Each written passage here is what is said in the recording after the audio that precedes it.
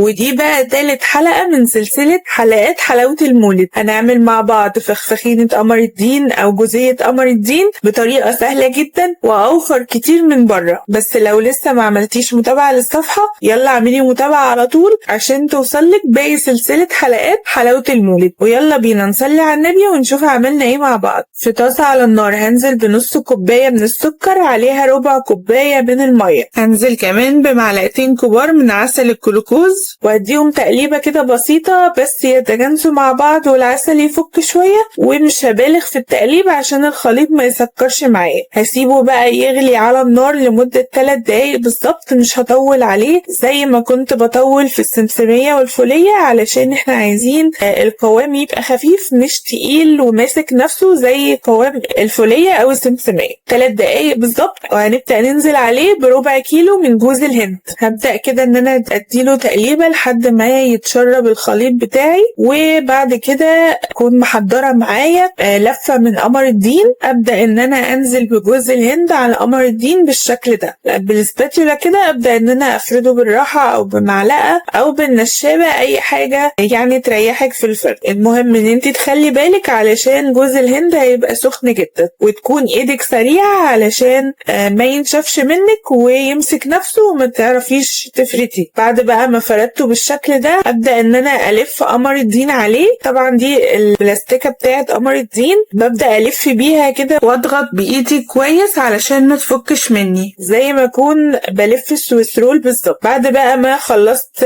لف قمر الدين بالشكل اللي انتوا شايفينه ده ابدأ ان انا اقفله كويس وهسيبه على الرخامة حوالي ساعتين كده ولا حاجة يكون مسك نفسه. لو انتي مستعجلة ممكن تدخليه التلاجة، بس انا مش برجح ان انتي تدخليه التلاجة علشان يعني تقطيع قمر الدين لما بيطلع من التلاجة بيبقى رخم شوية. فلو انتي عندك وقت مش مستعجلة سيبيه على الرخامة احسن عشان تقدري تقطعيه ويبقى شكله مظبوط معاكي في التقطيع. بعد بقى حوالي ساعتين جبت البورد اللي انا هقطع عليه وحطيت عليه نقطة زيت علشان ما يلزقش في قمر الدين، وبرده السكينة اللي انا هقطع بيها هدهنها زيت. جبت بقى الرول بتاعي وهبدأ ان انا اقطعه. يستحسن ان انتي تستخدمي السكينة مشرشرة اللي هي بتاعة الكيك، هتبقى اسهل معاكي في التقطيع. بدأت بقى ان انا اسوي الطروف بالشكل ده، وبعد كده بقى هبدأ اقطعهم زي ما انتوا شايفين. طبعا هتقطعيه بالسمك اللي انتي عايزاه وبتفضليه. بصوا شكلها بجد تحفة، متماسكة بجد خطيرة وبجد احلى وانضف واوفر ما بنشتريها من بره. انا اصلا ما اعرفش بجد احنا ليه بنشتري حلاوة المولد من بره مع ان كل نوع فيها اسهل من التاني. جربوها واستنيه رايكم في الكومنتات، واتمنى يكون فيديو النهارده عجبكم. ما تنسوش اللايك والشير. كان معاكم اسراء، سلام.